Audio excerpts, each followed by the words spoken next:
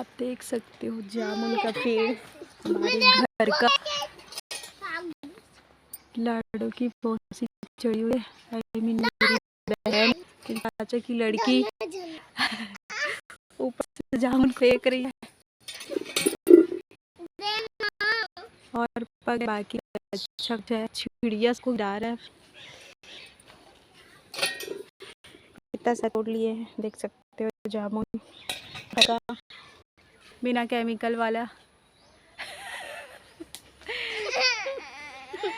बहुत ज़्यादा आंधी तूफान में गिर गया है और कुछ कुछ जामुन बचा हुआ है जो कि पका है। दिखा रही हूँ, ये देखो पास से दिखाती हूँ। ये पास पास में पका है, बाकी इतना गिरा है, इतना गिरता है। फलने के लिए तो बहुत फला है, देख सकते हो।